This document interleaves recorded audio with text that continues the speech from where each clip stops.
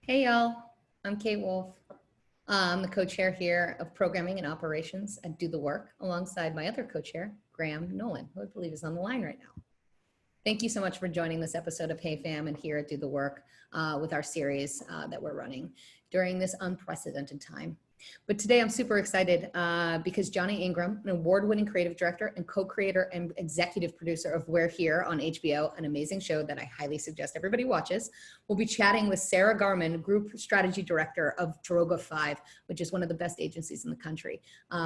They're truly creative, brilliant people that are going to be discussing all things about creativity during COVID. But before I get into that, and my dogs go crazy, I don't know if you just heard that, but I wanted to just quickly go over a few of the housekeeping items and get off screen and let the fun part start. But before, just a little bit of grounding everybody in what Do the Work is, because we always like to start with who we are as a community and a platform. So we are a grassroots organization. We are queer and we are creative, and we are a community and a platform that people can gather around. We look to empower the ad industry and marketers alike, while celebrating and inspiring more queer creativity within marketing and advertising, as well as culture as a whole. We believe and know truly in our hearts that active inclusion for queer talent will unleash unprecedented and creative capability and potential, and also, and importantly, activate more business. And with that, we also believe that, when somebody is themselves truly and authentically and not code switching or covering, they can actually be the most creative and put all of their creative power into and focus onto the objective or the focus at hand. And that's bigger than anything. And as long as you're yourself, everybody will win. So today we're going to be here discussing how we, but specifically these two, stay creative within the queer community during this unprecedented time and keep inspired to doing the damn work. Our amazing guests, Johnnie and Sarah, they're going to talk for about a half hour, staying focused on really what's driving their own creative process. But so they will not be monitoring chats or the QA. But we will have a question submission section at the end of this. So if you have questions, please submit them to the Q&A section, which is the button right here, where you can add. Don't add them to the chat because we're not going to be monitoring that as much. Towards the end of the show, our producer Jake is going to read the questions out loud. It'll be about 10 minutes towards the end. And so nobody has to do anything except Jake. He's the voice of God in the background, the Oz, if you will. So if you hear his voice, don't be alarmed, but he's going to be reading all your questions. If we don't get to all the questions in time and you have a really good one, please don't hesitate to reach out to us. We can always use new prompts. Maybe the question's so good that we actually build a whole Hey Fam around it. That said, we ask that we stay positive and creative. This is a safe space, so we have some ground rules to maintain that energy. We ask that your questions are honest and they can be challenging, but they most and foremost need to be kind. And that's really important. We want to keep the focus on the work and the talent and the culture of advertising, which is a very broad topic. So we should have no trouble there in staying within that realm. As you know, there are going to be a lot of questions. There always are. So again, if we miss one or you feel like we didn't cover something, please reach out to us. We're always here to foster those conversations. But with that, I think it's time that I get off screen and we let Johnnie and Sarah take over the conversation. So please welcome Johnnie and Sarah.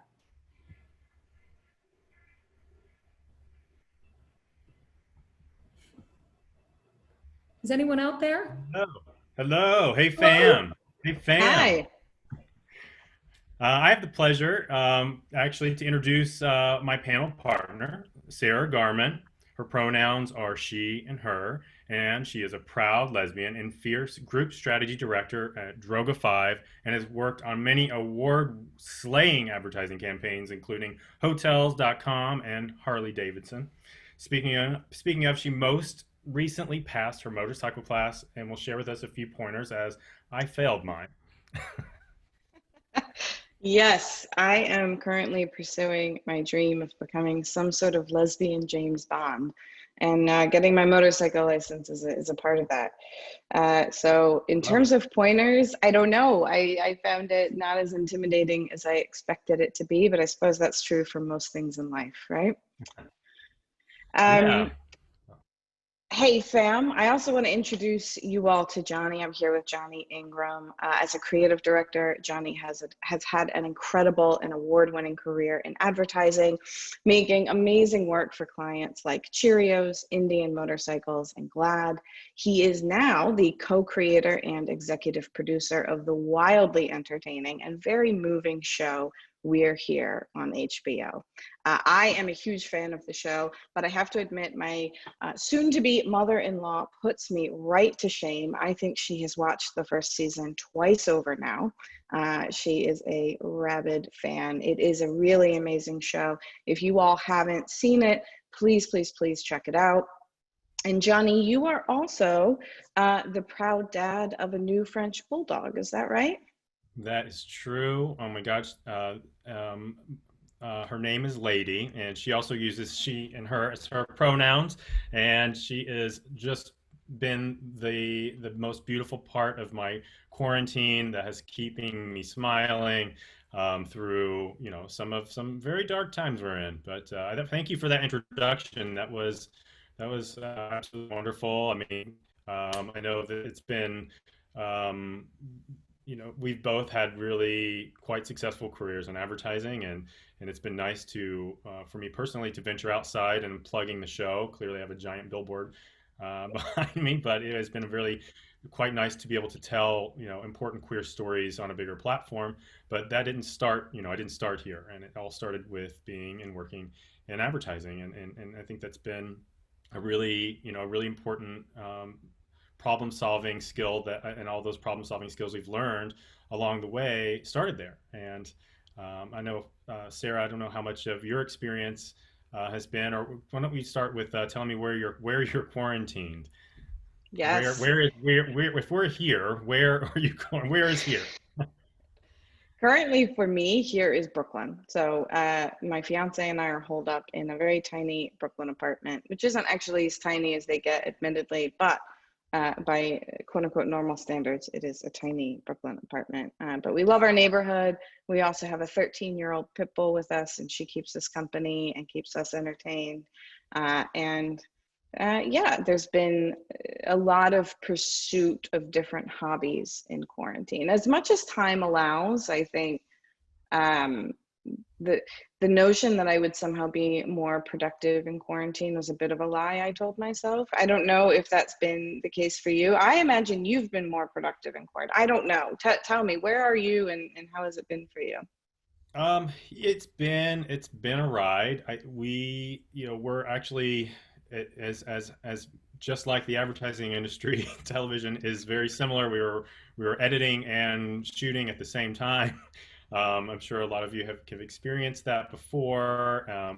I've been all over it when the pandemic began. I was in Spartanburg, South Carolina. No spoilers for those who haven't watched the show, but we kept it real for the final episode, and it was an episode that we didn't get to finish. So began shooting. We were 3 days in, and from there flew myself and 60 people on our crew home safely. Thankfully, that was very challenging.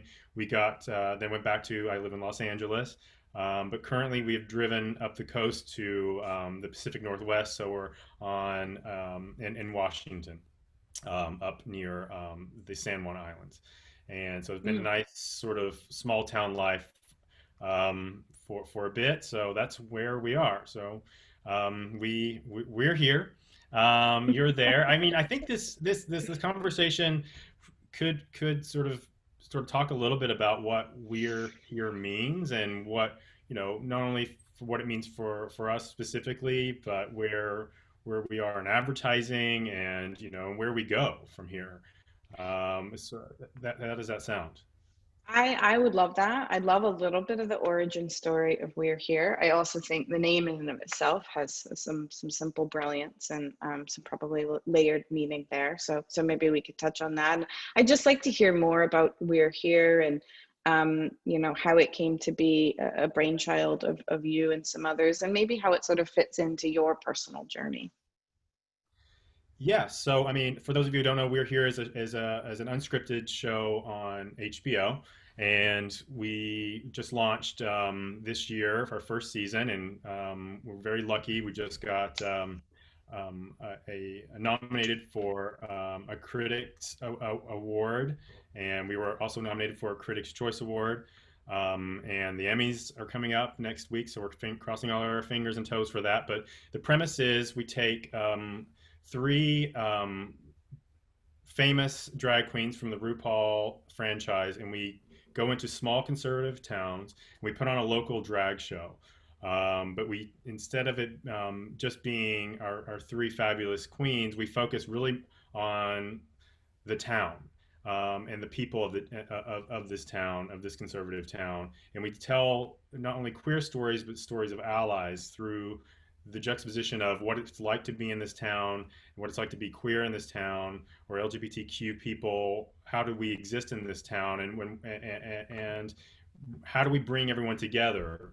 Kind of like what Do the Work is doing now. How do we bring everybody together so we can unite, even in the smallest places, to start the spark of beginning change here? And so we do a ceremonial drag performance in these towns where some towns are more excited about it than others.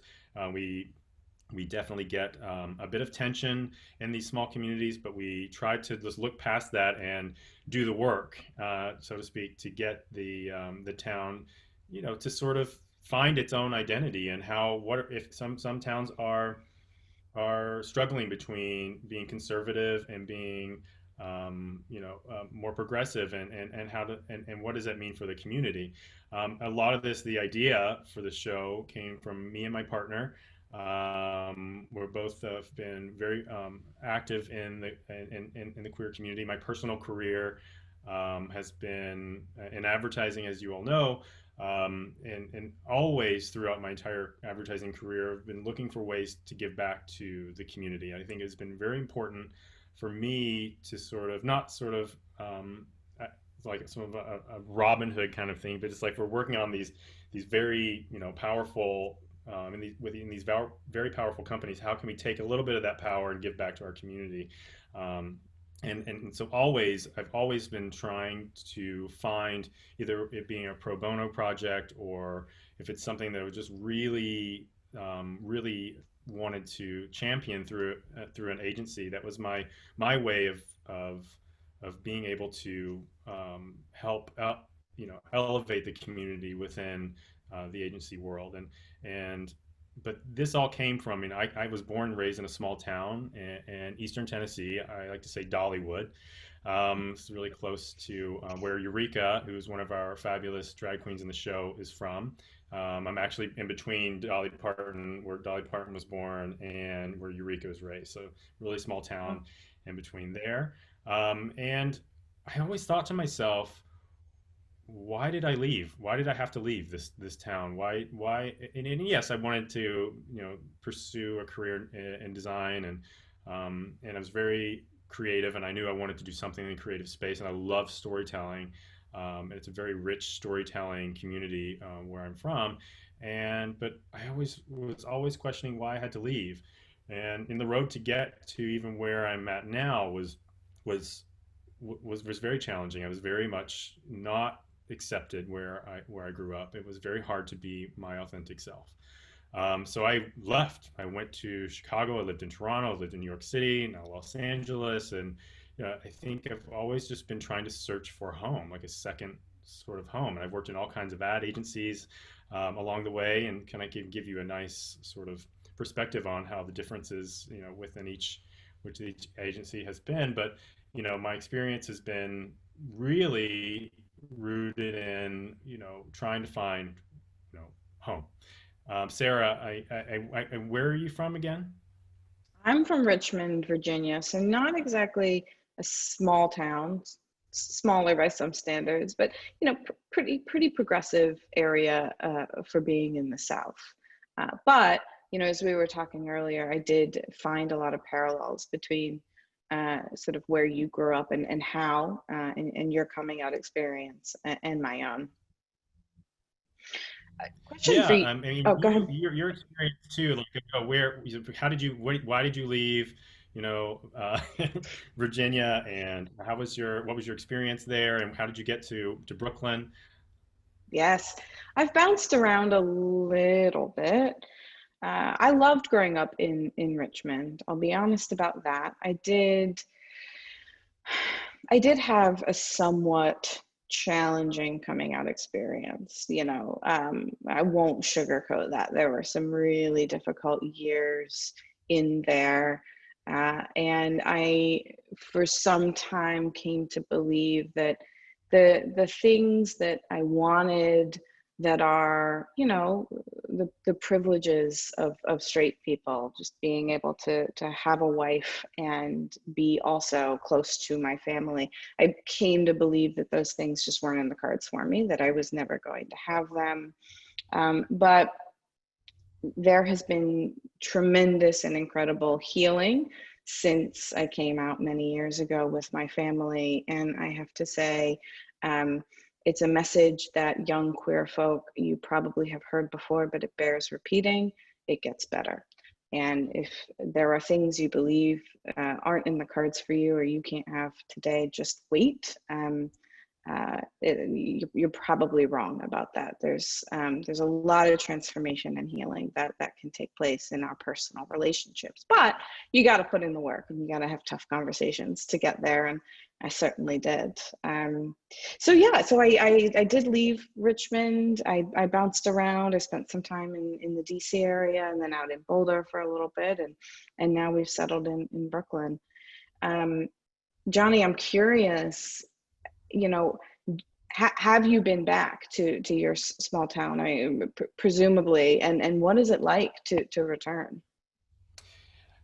Yes, it's difficult. I mean, even today, it does get better, but it does not in all aspects. I definitely feel like I have been able to find my home and my life, and between my family, my partner, and my new puppy, it's been really great. And I learned a lot in advertising on how to communicate, specifically how to tell stories, to the masses, how to problem solve.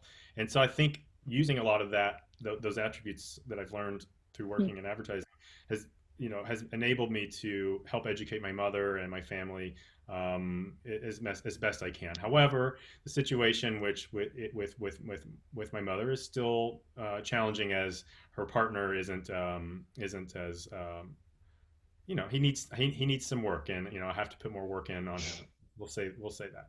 But part of that is, in creating a show that is about doing the work. It's about sort of screaming a little bit on our social media platforms and hoping that that's going to change people. It's actually getting on the ground and getting in there and creating change in your own life or in your own world or your own advertising agency, wherever you may be. And what We're Here, in particular, the origins of We're Here.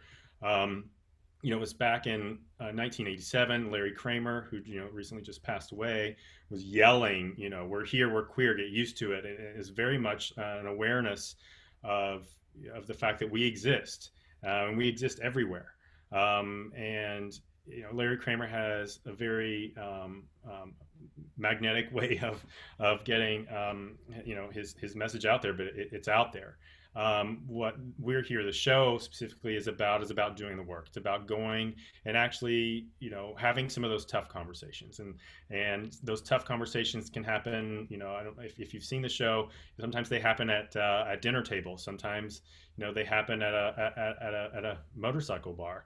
But they're Yep. happening, and I find a lot of small communities push down or tuck away any conversations about being LGBTQ, and the moment three fancy glammed out drag vehicles arrive in town, people start talking, and I think that is sort of that it's a beautiful thing, and it's not the progress there, the progress that we're actually creating on the coast when we were fighting really hard, here for for to make sure we're incredibly inclusive and respectful to all members of the LGBTQ plus community. However, we have to bring others with us. We have to bring the rest of America with us. And I think what we have to say is important, and what we've learned on the coast and working in advertising and learning how to solve problems is, how do we take this superpower that we have back into our communities, or even within our own agencies, to make them a more accepting place for not only ourselves but for the future. And so you work at Droga, Sarah. I would love to hear about your experience there, and how Yeah. you've been navigating as a queer person, as a female lesbian. And that's, this is a predominantly cis male heteronormative industry, and how have you navigated that? Yeah. Well, it actually connects a little bit to what you were saying. I love how you talk about the work that We're Here does, because I think as advertisers and creative thinkers, sometimes we're tempted to want to change the world, but maybe we forget how crucially and critically important small moments of work are. Sometimes maybe we sit and we wait for that big transformative idea, and those happen. But I think what's also equally important is showing up our full authentic selves every day at work. And that takes bravery. I'm not downplaying that. That can be incredibly difficult. But it's critically important also, to being ourselves and to the work. And I think that's the approach Droga has taken. Droga has taken D&I efforts very seriously for actually the past 4+ years now. So I will say that my experience at Droga has been a uniquely empowering one. I have been really fortunate, I think, throughout my career to have had advocates, to have had people that made a concerted effort to elevate my voice and lift it up. It hasn't always been easy. I think you also can't deny that there are people within advertising that are very well intentioned, but haven't done the work, maybe very personally, to understand the importance of being active advocates for women, for people of color, and for queer people within their agencies, right? I think everybody wants to call themselves an ally, but it's quite a different thing to be an active advocate for the voices that need lifting. And I think that's what I'm now trying to do, as a GSD, is find young queer talent that comes from people of color within the agency, and just lift them up and support them and be an active instigator and advocate for success in their careers. That's critically important. But yeah, I mean, I think the Droga approach, especially right now, is let's look inward and let's fix our own house, right? Yeah. I mean, it's important. We forget. We are all so quick to be like, I want change. I want it now. And then if it's not changed, I'm going to be angry. I'm going to yell. I mean, I think there's a really important part of yelling and making sure your voice gets heard, because sometimes you have to scream your loudest to just get your voice out there. But then once you've done it, and what we're seeing now, with this recent Pride. Sort of how we're elevating the really important part of our acronyms, and making sure that that Black, trans, people of color, queer people of color are elevated and are important, because they're getting left behind, and it's our duty as a community to lift and celebrate everyone in our spectrum. And I think in doing so, and not only in the workplace, to keep our to keep our community off the streets, and giving them the opportunities that we've had and been fortunate to have. Even as hard as we fought to get here, still bring somebody else with you. I think that is the most important thing we can all do is share our brothers and sisters within the community and celebrate the spectrum everywhere. And that's I mean it's work. It's another job outside of your current job, but it is, it's so important. I think for the community. I think that's a great thing that Droga seems to be quite involved in. Um, yeah. And I love that word duty that you use, because that is so true of us as queer people, people within the acronym, but it's also true of agencies. And it's a place where I don't know that agencies have always, I know for sure actually, that agencies haven't done consistently. And recently there's been a lot of conversation around making a business case for D&I. And that's really important, right? We know that when we bring people together who come from different lived experiences to create work, that work is just, it's better, right? It's more creative and it's more effective and it's more influential. But let's also not forget that it's just the right thing to do, and that we have a responsibility and a duty as agencies that do shape culture and do influence it, to make sure we're telling the stories of queer folk and telling the stories of people of color, and doing it in a real authentic way. So, it's double-sided. Let's always make a business case for that, but let's not lean on that as a crutch either, because the very simple and short answer is it's the right thing to do, and that's why we should be doing it. Yeah, I mean, it's important that, this comes to mind, one of my favorite musicians who actually wrote the title track and sang the title track to our song. It's called I Am America, but also sings a song called American Pie. And the lyrics to that song is, I just want my piece of the American pie. And her name is Shia Diamond. She's a trans person of color who also has a very, very beautiful and frightening story. I mean, her life has been just one hardship after another, but still at the very end of the day, she keeps fighting. And I think it's important that we all, we make up a significant amount of the population in the U.S. I mean, it's still, we're not even quite sure, because not everyone is so willing to come out, especially on a census form. So it's important, that we have those voices told, or those stories told, and it's important not only just for business and representation, and not just in the month of June, to have queer stories all year round. Don't get me wrong, I love our June Pride fantasy. It is not something that we would ever want to lose. It's because it's so incredibly important, especially for people that haven't had a chance to experience Pride. But it is really important that we push that these stories be told all year round. Yeah, I totally agree. One question I have for you is, I'm curious how you obviously have this incredibly successful career in advertising, and then you have this wildly successful show. I'm curious how your queerness has fit into that. I mean, how would you describe that as an asset to the work and the thinking that you do? I mean, everyone has a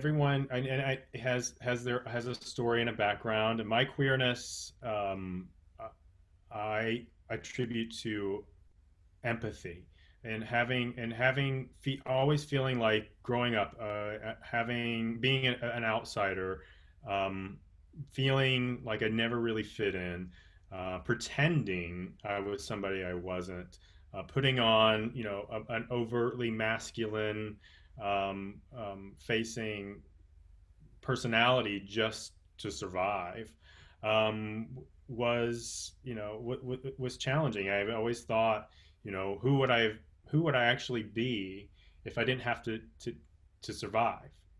Not only in growing up in a small town, but even in advertising, and just sitting in certain business meetings with, and trying to fit in. And it's like, that's not really me. I don't really want to talk about sports. But I mean, I'll try. I'll make the effort and I'll do the work, and do whatever it takes to tell important stories. But I think most importantly, having empathy and understanding and being able to put myself in others' shoes is a huge asset, especially in creative storytelling. I've worked on all kinds of brands, beer, I said, motorcycles.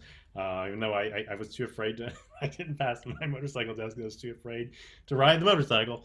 But it's still, I'm able to understand passion for riding motorcycles. I mean, just like I have a passion for telling stories. It is, I think that for me, that has been um, my biggest attribute that I could bring to advertising, and I think it's helped even in creating meaningful Cheerios commercials, which I was really nervous about working on that brand because I was like, I don't have a family, I don't have I don't have kids, but how do we and that was one of that was one of their biggest sort of strategic approaches was the first finger food. I was like, how do I sell this? I've never really had that experience, but um, you're able to do that by imagining or putting yourself in other people's shoes, or sitting and having a conversation with someone who is doing that. So I think that is incredibly important. And also I question often, I question sort of why things are the way that they are, because I think that's a really important thing to always do. And when you start to understand that, then you can kind of fuck it up a little. And that sort of sometimes can create surprise or something that feels, new or fresh. How about yourself? Same question. Yeah. I mean, yes to all of that. Empathy, you just can't do this kind of work without it. And curiosity. And I think that queer people are able to hone those skills in really unique ways. I think for me personally, and I guess I'll show my cards here a little bit, many of the strategies that I do tend to be really contrarian, and maybe a little defiant. And I think what that is perhaps that's an ability that I've honed to take that thing that you think is a liability and flip it and turn it into a credibility. That thing you think is dragging a brand down, flip it and turn it into the most beautiful, well-loved thing about a brand. And I think in part that comes from walking around an outsider in a straight person's world, and having to do a lot of defending of who I love and why. But it's not a bad thing in terms of the work. But yeah, I think I have this bent towards contrarian strategies, and I wonder if that's being a gay person. No, I mean, have you experienced queerness at the Droga? I mean, is there like a community of people, or how do you find other queer people? Do you all hang out? Like, what's Yeah. working there? It's great. I think that queer people really thrive at Droga. There's always more work to be done. So I know I sound like I'm drinking the Kool-Aid a lot here. There's more work that needs to be done, but I think we do thrive at Droga. We had a group for many years called the Drogays, who we've now changed the name to Q5. I think just to be better representative of the acronym, and the inclusivity needed there. We help plan and organize pride events around the month of June, but we get together regularly throughout the year, finding just reasons to celebrate, and sort of live in joy, which I think is something the queer community does really well. We're not bad at finding reasons to celebrate and have a good time. So we do a lot of that. We get together, and then as an affinity group alongside the other affinity groups at Droga, we act as representatives. We help to hold the work accountable, or at least we certainly try, to representing diverse points of view, and sort of act as, gay reps at times. So it's fun. I love it. It's great. You know, there is always more work, but I've enjoyed it. What was your experience like, you know, in advertising?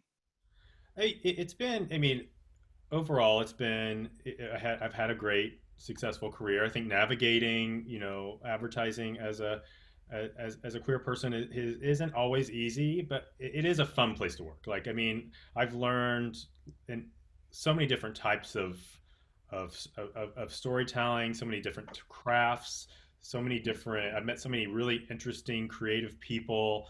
I've learned a lot through working in advertising, and I've also learned that there is a lot of work that needs to be done, and that it takes a lot of work to get there.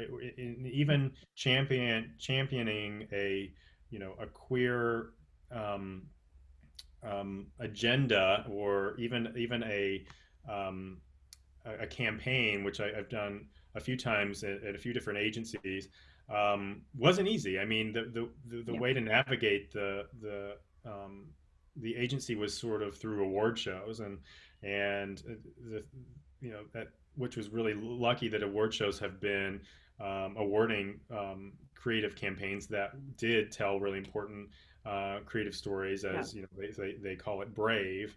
But I think it shouldn't just be brave. It should just be, this is, we have to do this.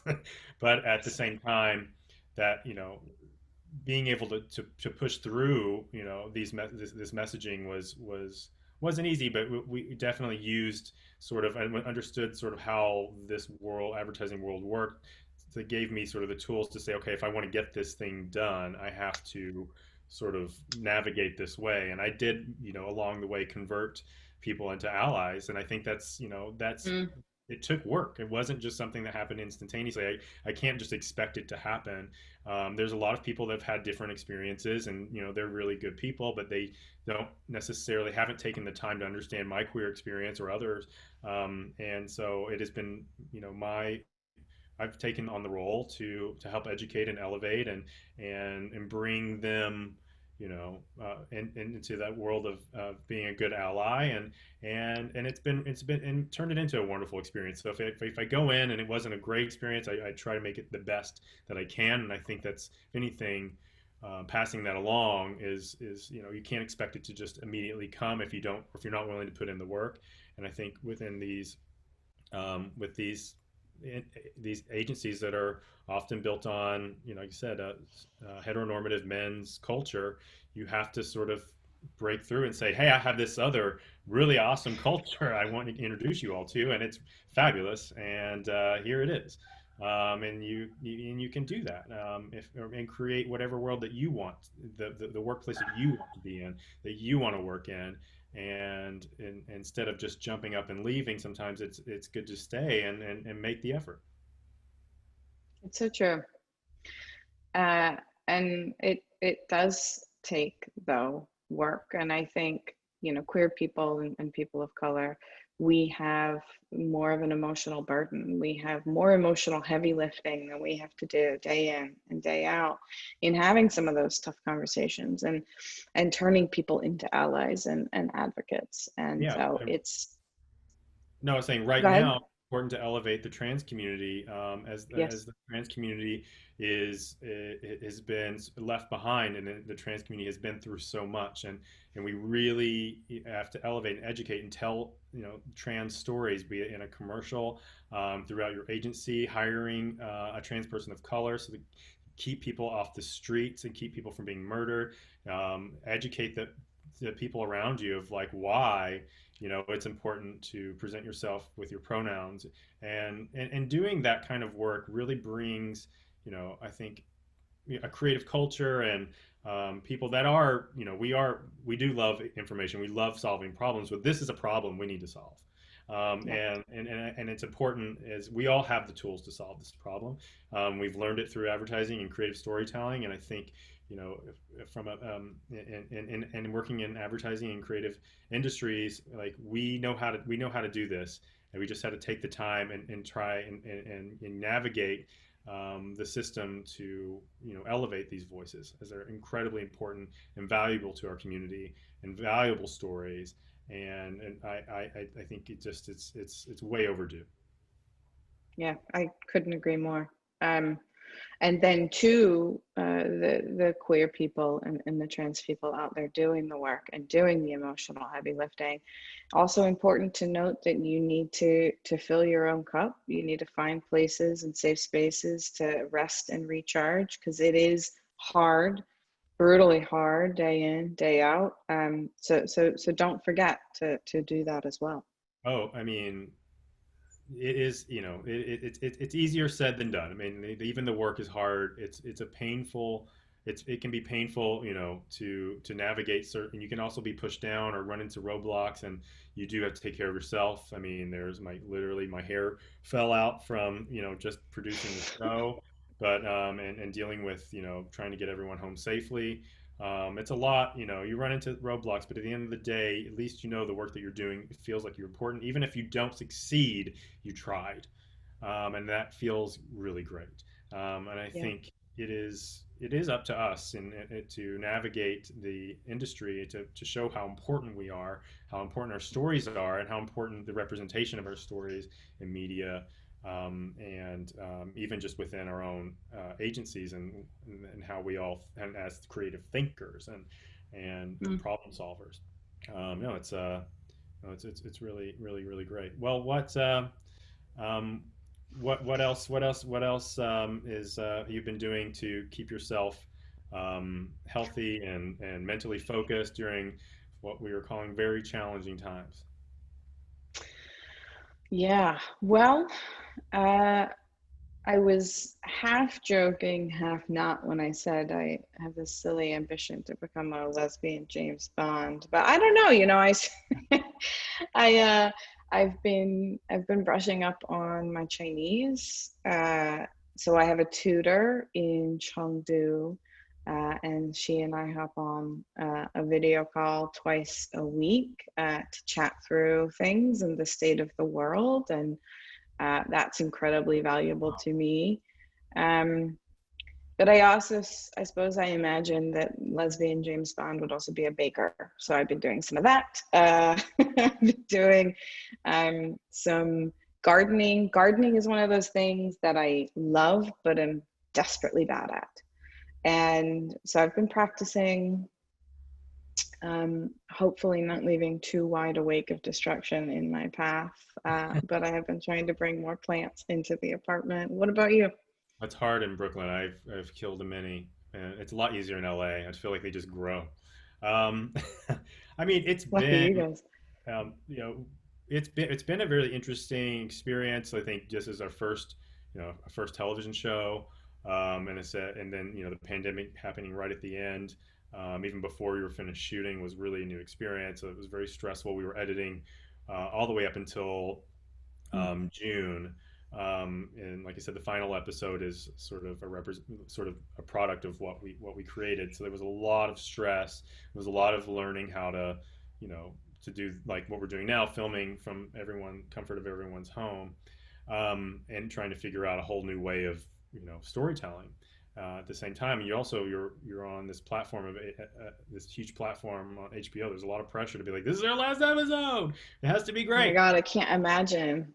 So that was that. Once that was finished, it was just sort of like, now what? So and it's weird to be suddenly having nothing to do after having such an very extreme, um, extreme production schedule. So I've taken up sort of trying to come up with other ideas to push not only the show forward, but maybe other types of shows to really help elevate queer voices in other ways.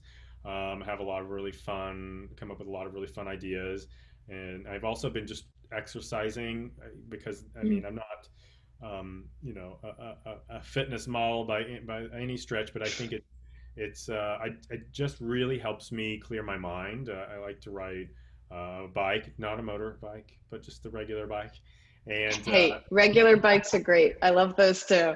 regular bike, and and just trying to get outside as much as I can safely, as that's sort of Mm. been what is keeping me sane and keeping me creative. And then when I'm struggling mentally and stuff, I really that I try to just go on a walk. I mean, hiking in LA is a big thing, and there's a little. I found a very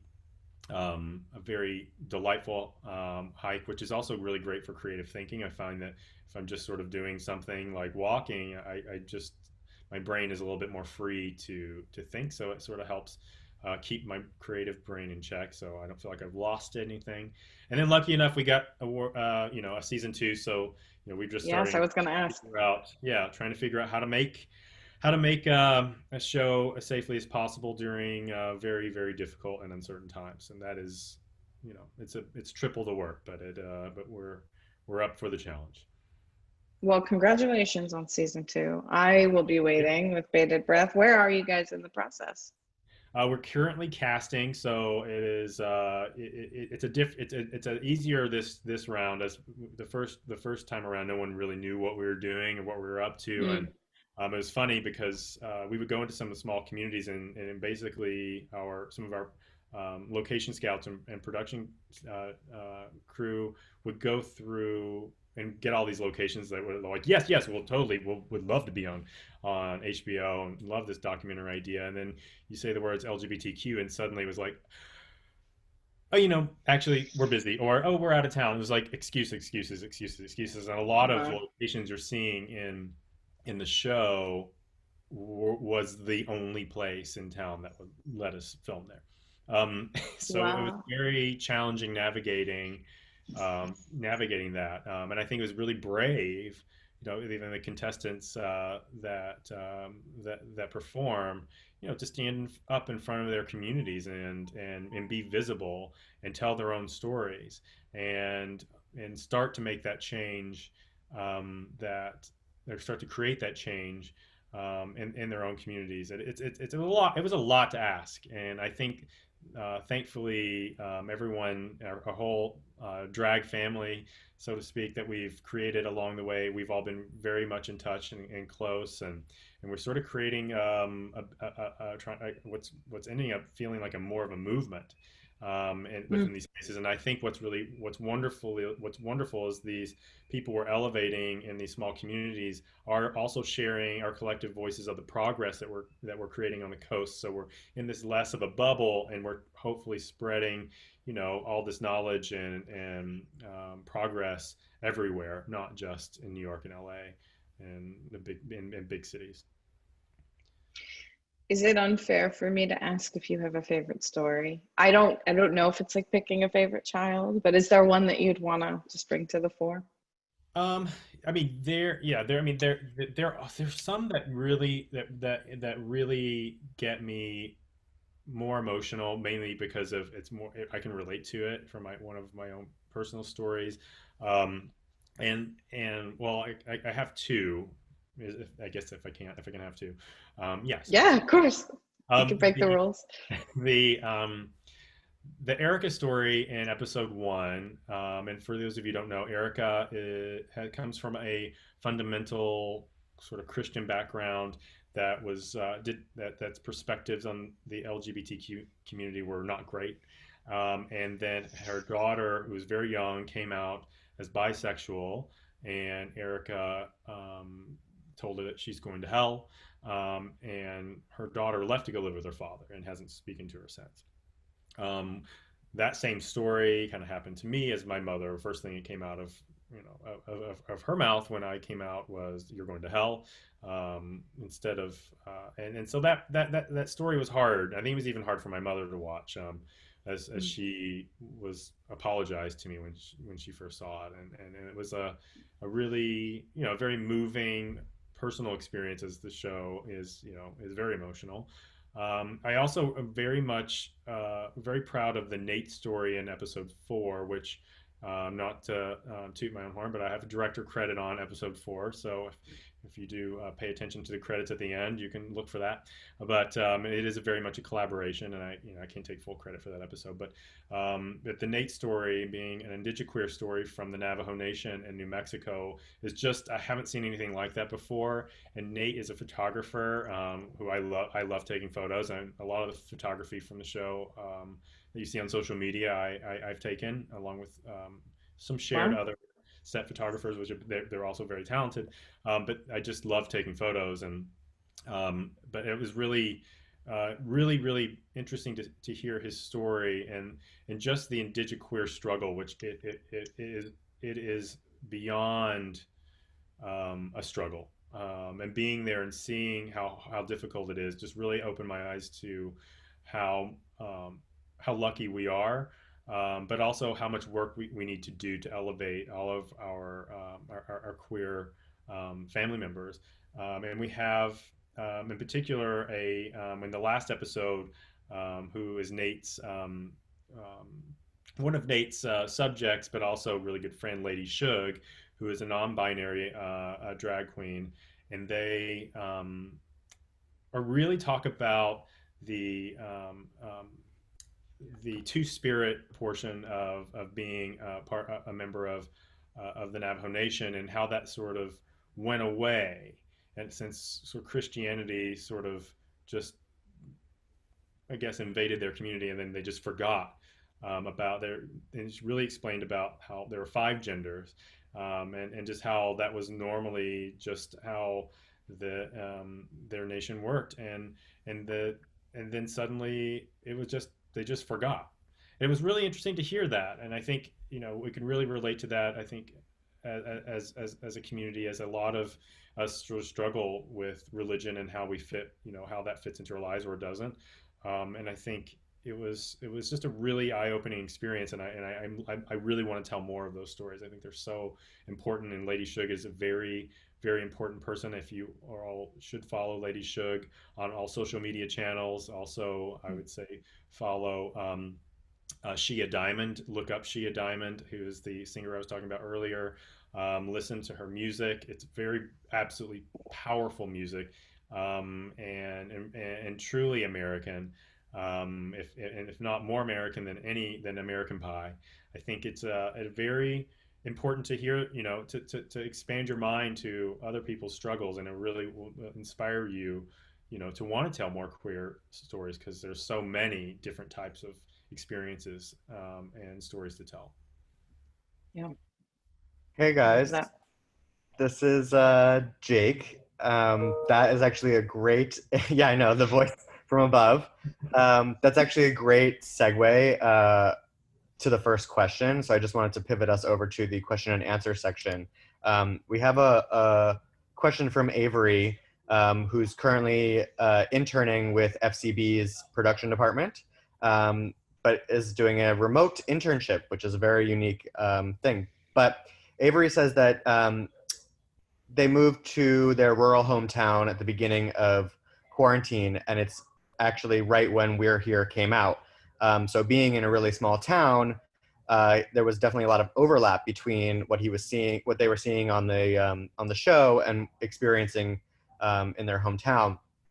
And trying to be a progressive in a very conservative rural town comes with many challenges. And Avery is just wondering if you have any suggestions on how to make change with such conservative mindsets on the opposition, and worrying to be asking too much from a community already tested with change, or already resistant to change. I mean, that's what we're doing. That's a very good question. Thank you, Avery, and thinking about you, especially during this difficult time, and hope you're safe.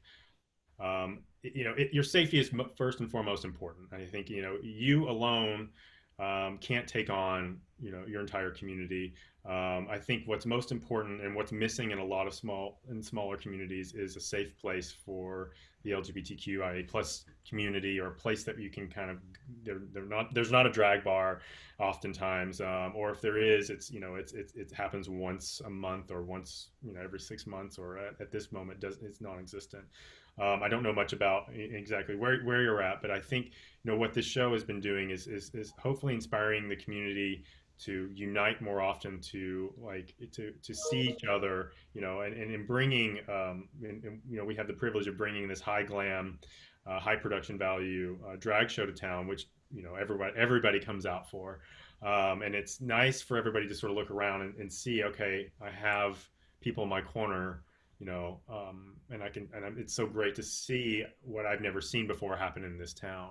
And it's not just, the LGBTQ community, it's, allies, and sometimes it might just be somebody who's curious. I mean, but nonetheless, it's so important to find and organize. If it's starting like a little movement, it can start with just you and a friend, taking your own initiatives to help bring and educate the community. Start with, maybe if there already is an organization that exists, start by volunteering, start by going to meetings with that community, or if not, you have to sort of start it from scratch. Is a little harder, but that is, the communities that we have built on the coast in New York and LA are monstrous, and they're very, they're very great resources for us to have in our community. But that doesn't exist in a lot of these small towns, so it's important to start one.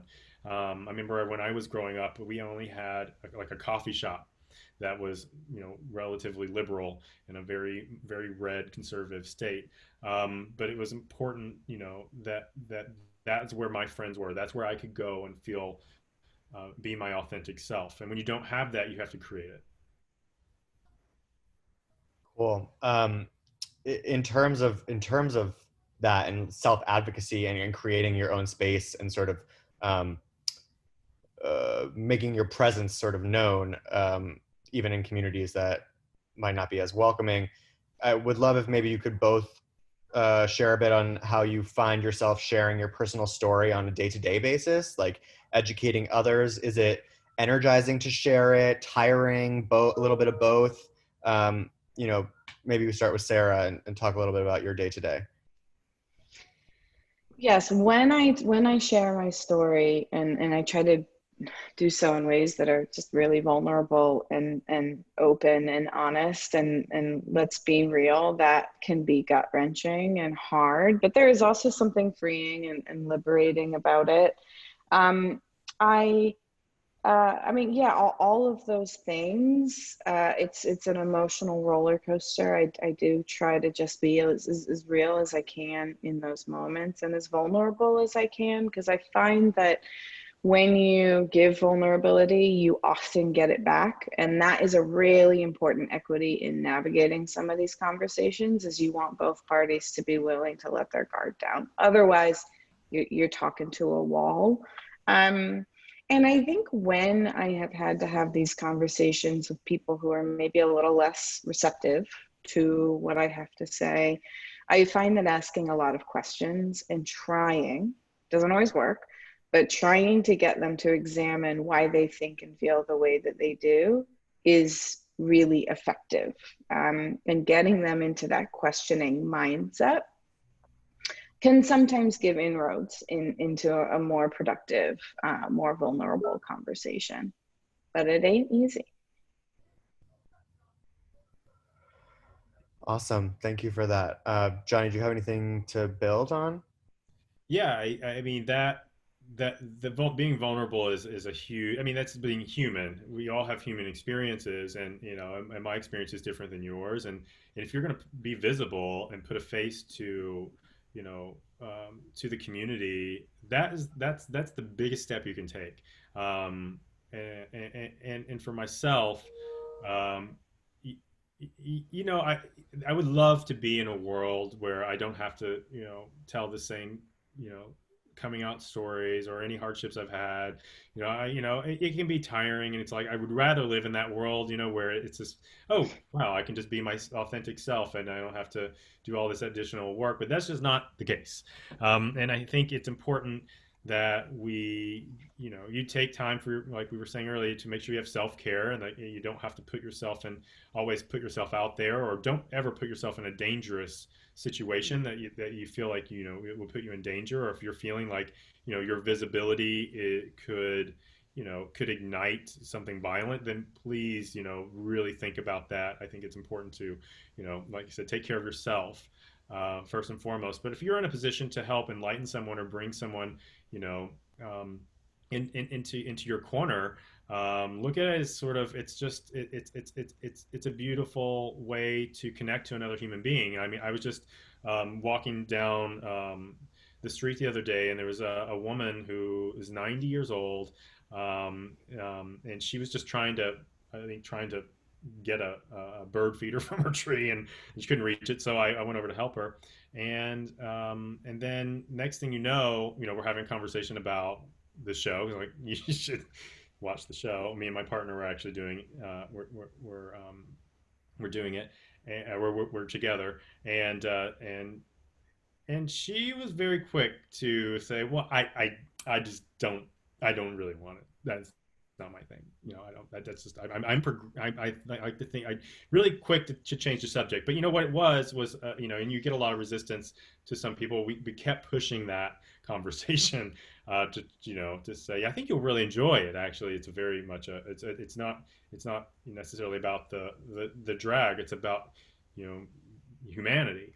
But nonetheless, that conversation didn't end as like we would love to have ended. But we did offer, again, like, if you ever need anything, here's our phone number. Please reach out. I understand, I'm happy to help you out. I see you're alone, during a pandemic. And if you ever need to reach a bird feeder or whatever it is, please give us a call. Thank you guys so much. Really, really interesting conversation, and really appreciate the answers. I am going to bring Kate back here for some last words, and then we'll wrap up.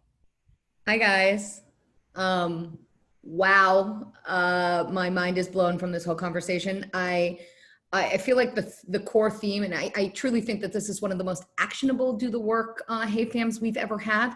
I feel like everybody can walk away with this toolkit of like how to be more brave in this queer community, whether that's, being vulnerable or empathetic. And thank you both for sharing such real stories about your own past. To taking action and trying something new and learning something. Sarah, later we're going to have an offline about you learning Chinese, because I need to unpack that pretty aggressively. Yeah. And then, Okay, sure. and then, and I think one of the most important themes that I heard throughout the entire thing was like, and Johnnie, I think you stressed it first, and then Sarah, and you guys kept ping-ponging it back, is, being brave enough to have these hard conversations and being willing to sit in the uncomfortableness that comes with them, to move this forward for everyone. And I think that is the biggest note I took away, where I thought, this is bravery in action in every element within this queer community and within the queer conversation. So I thank you both so much for sharing. And, I think it's amazing. I don't know, my dogs are loving it. They're barking in the background. But thank you. And with that, I'm just going to sign off with a little bit of do the work housekeeping, guys. This has been the most recent episode of Hey Fam. We do have office hours tomorrow with Cody Eastman, who's going to be joining, which is very exciting. So if you're interested in any ERGs, that's going to be happening. You can find that schedule at dothework.com. And that's work spelled WERQ. My dogs are super excited. They really want their voice heard. Hey, they're excited. This is, guys, by the way, this is a time capsule moment of pandemic, which is like, there is no work-life balance. It is just my living room. But again, go to the email, check it out, sign up for details, sign up for updates and things like that, and you'll get them automatically to your inbox. And then, of course, we have a guest star. And of course, please follow us at Do the Work on both Instagram and Twitter. And you can also find us on Facebook and LinkedIn as well. This is Ziggy. He is a huge fan. And thank you again for watching. And a special thanks to Johnnie and Sarah. The whole team appreciates it, especially this guy. So thank you. And with that, I think everybody can go home. Thank you. So, Thank you. Thanks so much. bye.